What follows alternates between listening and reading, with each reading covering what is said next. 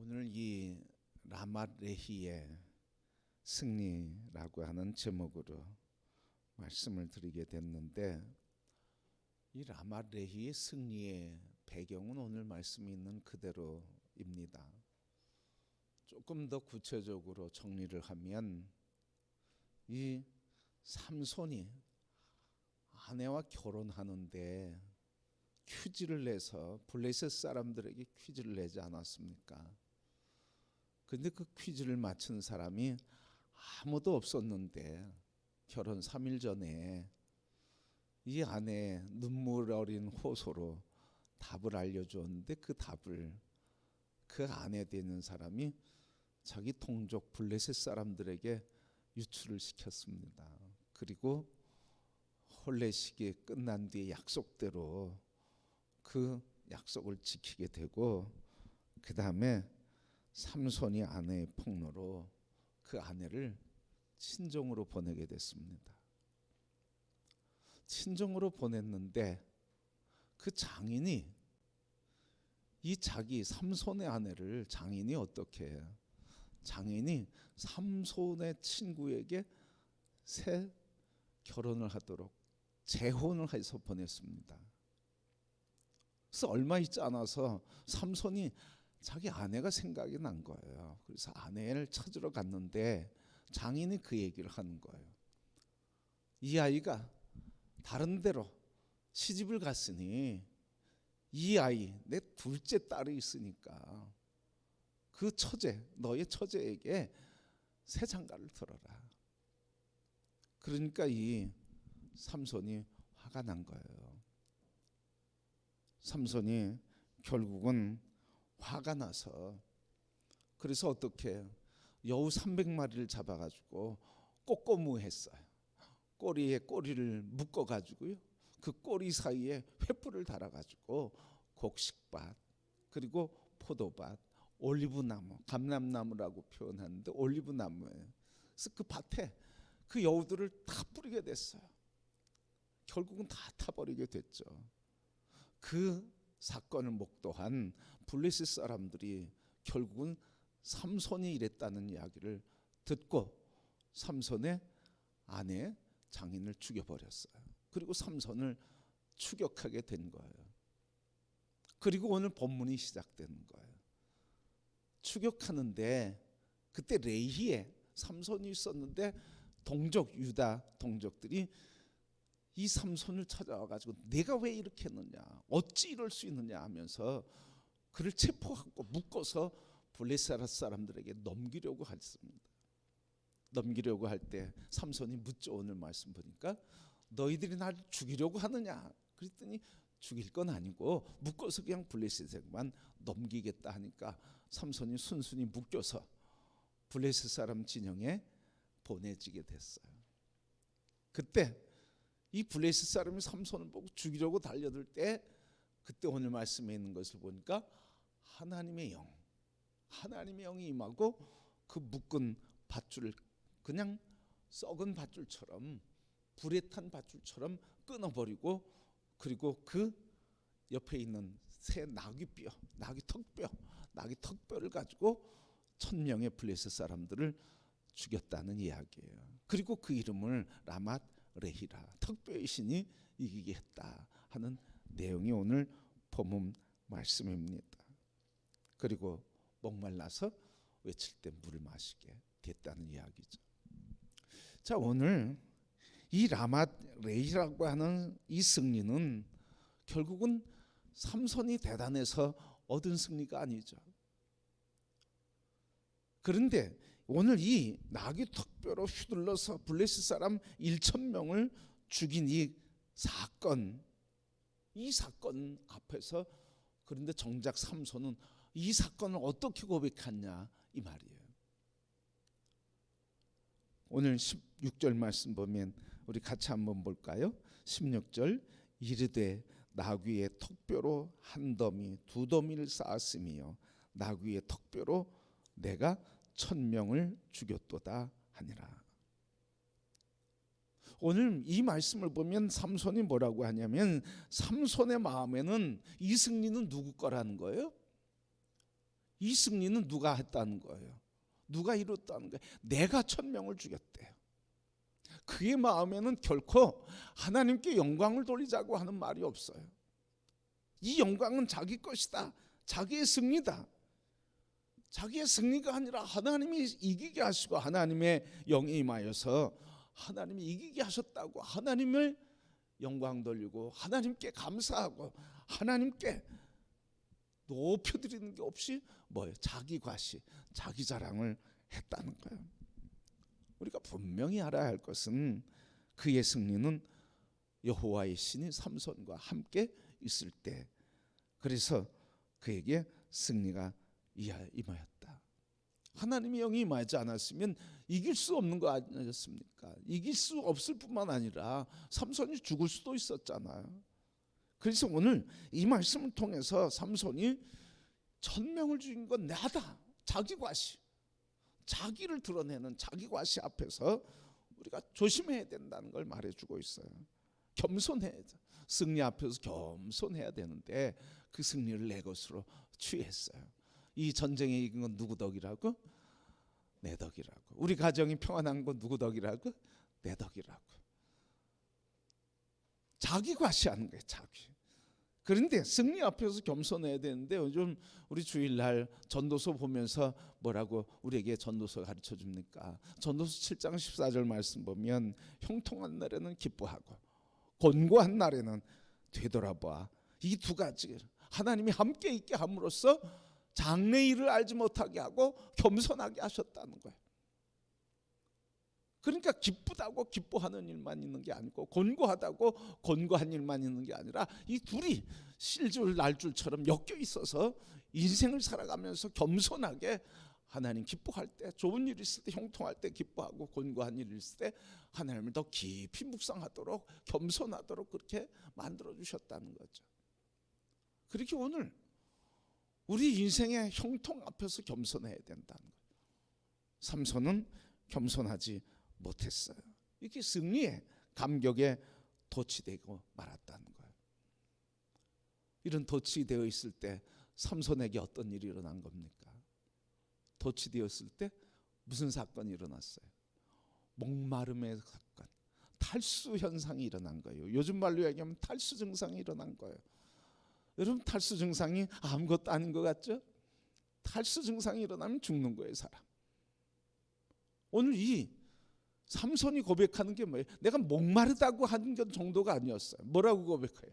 목말라 지금 죽겠다는 거예요. 죽겠다. 그러니까 그 탈수 증상이 얼마나 심했는지 죽을 지경이라 그렇게 표현하고 있어요. 이 죽을 지경 앞에서 고백하는 게 뭐예요, 여러분? 그때 고백하는 한마디가 있어요.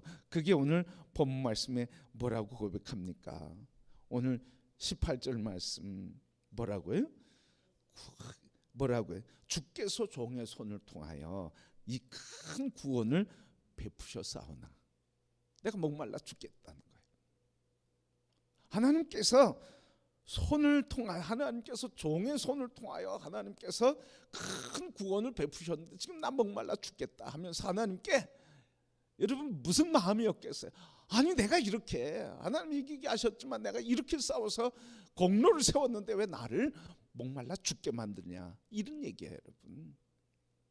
그러니까 오늘 이 이야기를 하면서 주께서 종의 손을 통하여 큰 구원을 이루었다고, 그렇게 하나님께서 나를 통해 구원을 이루었다고 고백은 하고 있지만, 그러나 정작 그 고백 속에 여러분 그 승리에 대한 감사가 있었습니까? 찬송이 있습니까? 경배가 있습니까? 아무것도 없어요, 여러분. 입술에만 그랬지만 진심으로 하나님이 승리하게 하셨다고 하는 고백이 없어요. 이것이 뒤집어서 얘기하면 하나님 나를 통해서 이기게 하시고 내가 하나님이 이기게 하신 전쟁에 내가 공로를 세웠는데 공로 있는 자를 왜 이렇게 대접하냐는 거예요. 그래서 오늘 하나님 앞에서 내가 목말라 죽겠다 그러면서 고백하는데, 그러면서도 하나님께 영광 돌리지 않고 있다고 하는 말이에요. 그래서 우리가 겸손해야 된다는 걸 자꾸 얘기해 주고 있어요. 선줄로 하느냐? 그러면 넘어질 줄 조심해라. 넘어질까? 조심해라. 바꿔서 얘기하면 자기 애에 빠지거나 자기 도취에 빠지거나 자기 애에 과몰입하면 어떻게 된다는 거예요? 위험하다는 거예요, 여러분. 근데 사람들은 자기 애에 빠지는 경우가 너무 많아. 어떤 사람은 자기를 사랑할 줄 몰라서 문제고, 그래서 자기를 학대하고 난 못났다고 하고 무능하다고 하고 이런 할 수 있는 가치 없는 존재라고 자기를 학대하고 자기를 사랑하는 일을 그렇게 학대하고 무시하는 사람이 있는가 하면 반대로 자기 애에 몰입하는, 과몰입하는 사람이 있어요. 그래서 자기 애가 없는 사람은 자기 무능감과 가치 없음에 자기 존재를 무시하고 학대하고 스스로 무시하고 학대하고 못났다고 자기 비하를 하고, 자기에게 과몰입된 사람은 어떤 사람이에요? 나 아니면 안 된다. 다 내가 잘해서 그렇다. 그래서 자기를 자꾸 드러내. 자기를 어느 모임에 가든 이런 사람들이 다 있어. 너무 자기를 학대하고 자기 가치를 인정하지 못하고 그리고 자기를 너무 비하하는 사람이 있는가 하면 어떤 사람은 반대로 자기 애가 너무 커가지고 다른 사람은 보이지 않아. 다 영광을 자기 거로 취하려고 하는 사람이 있어. 그게 지나치면 그게 독재가 되는 거예요. 다른 사람의 가치를 인정하지 않는 거죠. 다 수하에 종부리듯이 그렇게 한다는 말씀이에요. 그러게 여러분, 자기의 도취에 빠지면 삼손처럼 넘어져. 자기의 과몰입되면 영적으로 타락해. 그러니까 하나님께서 뭐예요? 잠언 7장 14절에 있는 것처럼 형통할 때 기뻐하고 권고할 때 겸손하도록. 그래서 우리가 낮아지고 힘들고 아파할 때 그 권고한 삶에서 겸손히 주님이 나를 지으시고 존귀하게 하신 것을 묵상하며 하나님께서 이렇게 주저앉고 절망하며 살도록 지으지 않았다. 하나님께서 나를 하나님 형상으로 지어서 하나님과 같이 존귀한 자로 지었다고 깊은 묵상을 통해서 일어나게 해주시고, 그런가 하면 형통하게 할 때 하나님이 형통하게 하신 것이지, 내가 뭐 잘나서 형통한 건가? 하나님이 하시는 일이지. 하나님께 영광을 돌리고 감사하며 기뻐하며 사는 것, 이게 신앙이라는 거야. 영웅 삼손도 결국은 왜 쓰러지는 거예요? 겸손하지 못해서 그런 거예요. 자기 힘 자랑하는 거죠. 하나님의 성령이 임할 때 힘의 역사가 일어나고 능력의 역사가 일어나는데 자기에 빠져. 그래서 여러분, 영적인 병은 바로 자기 애가 많아도 없어도 영적으로 문제가 되는 거예요. 적당해야 돼. 균형을 잡혀야 돼. 그 균형 잡는 건 뭐예요? 그게 겸손이라는 거예요. 그게 겸손이라는 거예요. 하나님, 나같이 이렇게 못나고 부족한 죄인을 주의 성령으로 능력 주셔서 주님의 일을 할 수 있도록 도와주신 것 감사합니다. 제 능력이 아닌데 주님의 능력입니다. 또 일을 이룰 때는 주님이 도와주셔서 하시는 거죠. 그리고 겸손한 거예요. 우리 한국에는 견장 맡기면 어때? 완장 차면 힘이 생기더라고요. 완장 차면 힘이 생겨. 우리 여기 아침에 도로 역 나가는 길에고 사거리, 박선영 집사님네 들어가고 중앙교회 가는 그 사거리 가면 꼭 할아버지 할아버지들이 교통 정리하거든요, 아침에. 그러니까 가끔 가다가 그럴 생각이 있어. 아니, 왜 아침에만 막히지? 응? 평소에는 안 막혀. 그 사람들 없을 때는 안 막혀. 평소에는 그냥 잘 뚫려. 그런데 아침에 깃발 들고 하는데 막혀. 그런데 그 권세가 얼마나 강한지요. 그거 무시하고 가면 가나보다 합니까? 막 화를 내고요, 속을 해요, 여러분. 뒤에서 이렇게 보니까 그러더라고. 이거 차니까 사람이 달라지더라고요. 이게 뭐예요? 이게 완장이 뭐예요? 직분일 수도 있고 무슨 학위일 수도 있고 무슨 재물일 수도 있고, 근데 이거 차니까 사람이 달라지더라고. 우리 한국 전쟁 때 이거 차니까 달라지잖아. 이거 차고 빨간 거 찾느냐 안 찾느냐에 따라서 사람을 죽이고 또 거꾸로 또 죽이고 이러잖아. 그래서 동족이 완장 가지고 싸웠어. 완장 가지고 빨간 거 찾느냐 파란 거 찾는지 안 찾는지 모르지만 그 빨간 거 찾냐 파란 거 찾냐 가지고 서로 죽였어요. 그러니까 여러분, 오늘 우리에게 이 말씀을 통해서 완장 찼다고, 무슨 공로가 있다고, 그리고 자기애에 빠져서, 그리고 너무 자기애를 없애서 그렇게 살 때는 영적으로 타락하게 된다는 거예요. 쓰임 받는 거 겸손하게 감사하다. 또 아무것도 아닌데 하나님 나를 통해서 영광 받으시니 감사하다. 또 일을 이루실 땐 내가 한 건가, 주님이 하신 것이, 겸손하게. 그래서 어떤 일을 이루었을 때 그 사람의 반응 보면 겸손하냐 아니냐를 보면 그 사람의 성품, 인격을 알 수가 있어요. 그래서 주님 앞에 오늘 삼손이 하나님이 영이 임하셔서 이루신 건데 그게 자기가 했다고, 겸손하지 못하고, 그러니까 곧 권고한 일이 있잖아. 목말라 죽을 지경이 됐고, 그러면서도 하나님 앞에 하나님이 나를 이기게 하셨는데 왜 이렇게 대접하냐고. 그런데 하나님 참 그러면서도 긍휼을 베풀어 주시는 거예요. 그렇게 하는데도 물을 내 주시는 거예요. 그래서 오늘 우리에게 늘 겸손하게, 누가 하셨다고, 하나님의 영이 하셨다고, 도와주셨다고, 그래서 겸손하게 우리 자기 애에 빠지지 않고 자기 학대에 빠지지 않고 겸손하게 주님 나를 통해서 일하시는 하나님의 은혜만을 감사하고 하나님의 은혜 안에서 내가 존귀하게 되고 그 빛을 발한다고 겸손해야 할 줄 믿습니다. 여러분, 예수님의 부르심을 받고 따랐던 제자들은 어땠어요? 여러분, 위험과 위기 속에서 예수님 제자들 어떻게 반응했습니까?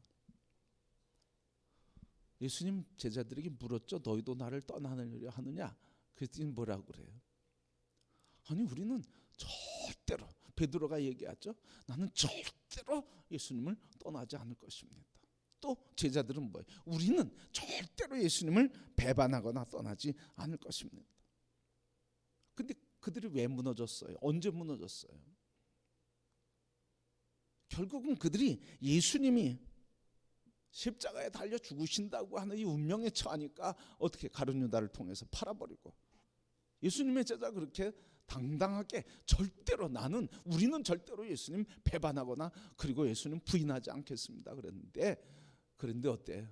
예수님 팔아버리는데 가룟 유다가 앞섰고, 예수님 부인하는데 베드로가 앞장섰고, 다른 사람은 예수님을 배반하고 도망하는 일에 앞장섰어요. 이 차이가 뭡니까 여러분? 예수님 앞에 나는 절대로라고 한 자기 의지, 자기 능력, 자기 결단을 붙들고 자기 자신감이 무너지게 되면 예수님을 팔고 그리고 예수님을 저주하고 부인할 수밖에 없다고 하는 말씀이에요. 여러분, 언제 이 삶이 회복됐습니까? 언제?